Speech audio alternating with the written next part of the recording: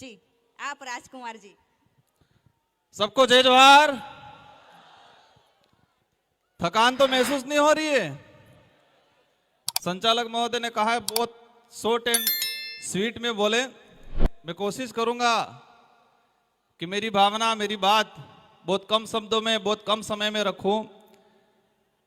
31वां आदिवासी सांस्कृतिक एकता महासम्मेलन में विभिन्न राज्यों से और अन्य देशों से पधारे हुए हमारे अतिथि, हम सब यहां पर एकत्रित होके हमारे आदिवासी समाज को किस दिशा में ले जाना है, हमारे आदिवासी समाज के संवैधानिक हक अधिकार और हमारे आदिवासी समाज की संस्कृति का संरक्षण संवर्धन को लेकर चर्चा कर रहे हैं।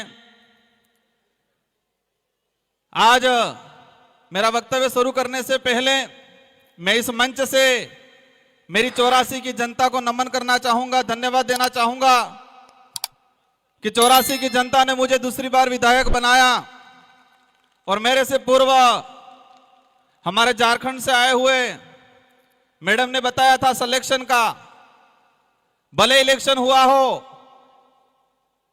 लेकिन 84 की जनता ने मुझे सिलेक्शन किया था और मेरी टिकट, मेरा सिलेक्शन 84 विधानसभा की जाजम पे हुआ था, 84 के कार्यकर्ताओं ने किया था और वही हमारा हाईकमान है। मेरी 84 की जनता ही हाईकमान है, मेरी 84 की जनता ही टिकट भी देती है और वोट भी देती है और इसी बदौलत 1,11,000 वोट मुझे मिले और राजस्थान के अंदर मैं दूसरी बार विधायक बना और हाईएस्ट वोटों से परसेंटेज के मामले में 1 नंबर और बाकी संख्या के मामले में दूसरे नंबर पे मेरा नंबर रहा। इसके लिए मैं 84 की जनता को धन्यवाद देना चाहता हूं। आज देश में हो क्या रहा है, आज देश की जो स्थिति है और देश में विशेषकर बात करें आदिवासी समुदाय की, हम एकत्रित होते हैं, हम बातें करते हैं बारी बारी से, लेकिन ये बातें धरातल पे इंप्लीमेंट कैसे हो पाती है, हम कितना करते हैं वहां तक नहीं जाते हैं। लेकिन मैं मेरे विधानसभा और मेरी विचारधारा, जिस विचारधारा से आता हूं, जिस संगठन से आता हूं, उनको मैं धन्यवाद देना चाहता हूं कि देश के किसी भी कोने में आदिवासी समाज पे कभी भी आपत्ति आई तो डूंगरपुर जिले के अंदर पहली रैली, पहला ज्ञापन होता है। भले मणिपुर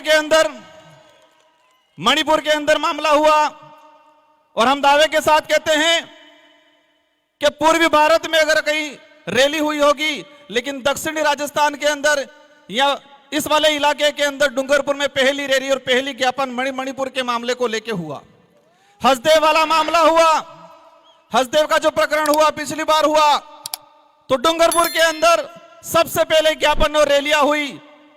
किसी भी प्रकार के कोई भी केवड़िया का मामला हुआ, केवड़िया का जैसा मामला हुआ, हमारे संगठन के लोगों ने डूंगरपुर जिले, उदयपुर संभाग के अंदर और विशेषकर हम हर बार पूरे बिल प्रदेश के एरिया के अंदर सभी जो उपखंड कार्यालय हैं वहां पर ज्ञापन देने का काम करते हैं। वो इसलिए होता है हर बार क्योंकि आदिवासी समाज की, हमारे आदिवासी परिवार की एक विजन बुक है और इस विजन बुक के तहत आदिवासी परिवार की सिलेक्शन प्रणाली और सिलेक्शन प्रणाली से हमारा विधायक और हमारा प्रधान चुना जाता है। तो वो विधायक मैं खुद मान लो हम जनता के प्रति जवाबदेही है, न कि हाईकमान के प्रति, क्योंकि जनता ही, हमारी क्षेत्र की जनता हमारा सिलेक्शन करती है तो हम जनता के प्रति जवाबदेही हैं। तो ये व्यवस्था पूरे देश के अंदर आदिवासी जहाँ है वहां पर यह होना चाहिए। आज हम बातें कर रहे हैं कि हमारे पूर्वज ने इतना बलिदान दिया।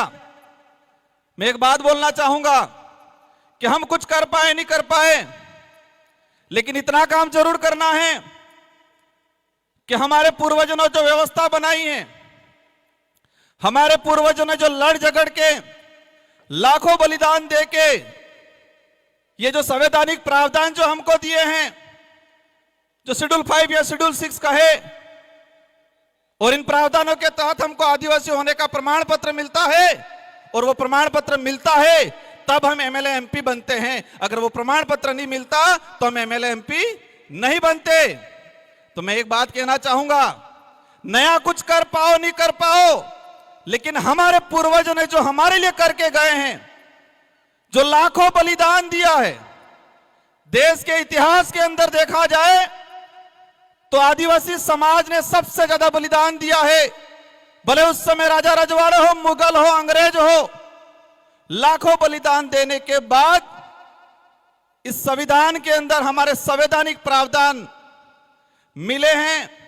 जो कल्चर बचा हुआ है, जो हमारी पहचान बची हुई है, वो भी हमारे पुरखों की बदौलत बची हुई है।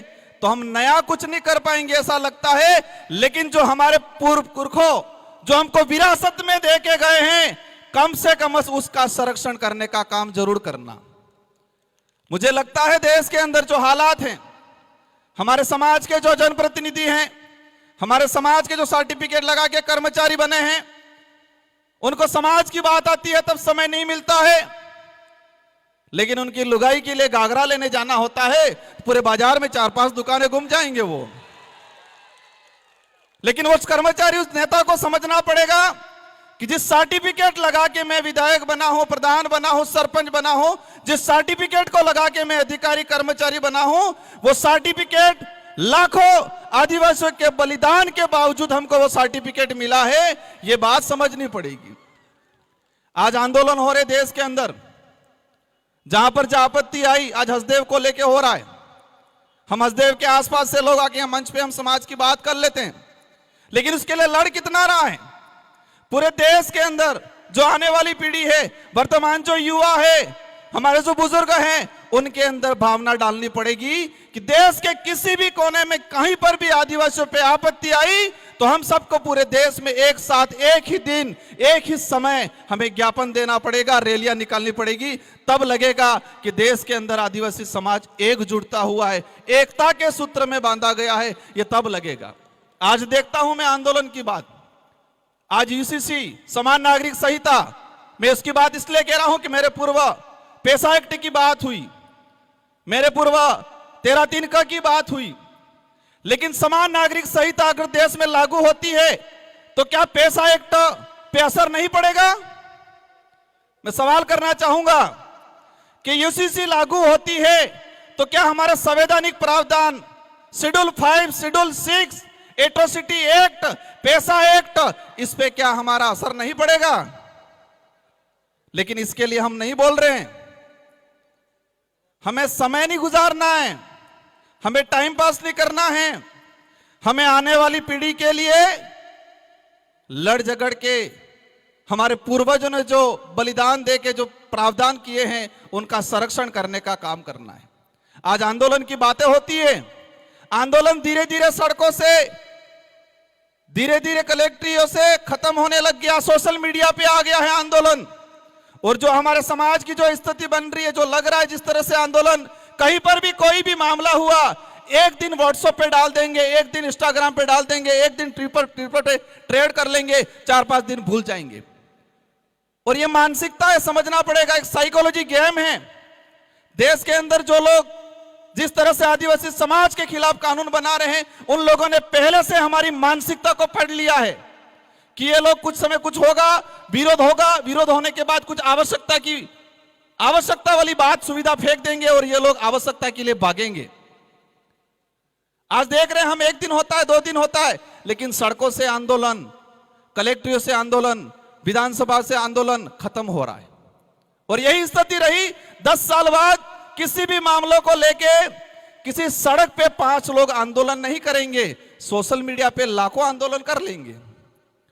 और बड़े बड़े लीडर भी ये देखते हैं सुबह शाम कि मेरे कितने फैन फॉलोवर हैं, 2-4 लाख हो गए, 5 लाख हो गए, तो अपने आप बड़ा लीडर मान लेता है वो।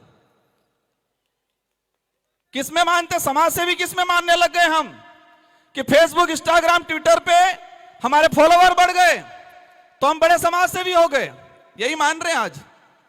और इसी पे आंदोलन हो रहा है। और यही स्थिति रही तो आने वाले 10 साल बाद किसी भी, कितना भी अत्याचार हो जाएगा, लेकिन सड़कों पे 100 लोग इकट्ठे नहीं होंगे। ये आदत में परिवर्तन करना पड़ेगा हम लोगों को। और आज देश के अंदर जो स्थिति बनी हुई है, हमें सबसे पहले यह तय करना है कि हमको सुविधा के लिए लड़ना है या स्वाभिमान या अधिकार के लिए लड़ना है। देश के अंदर हम सुविधा के लिए लड़ रहे हैं, आवश्यकता के लिए लड़ रहे हैं, लेकिन अधिकार और स्वाभिमान की लड़ाई नहीं लड़ रहे हैं।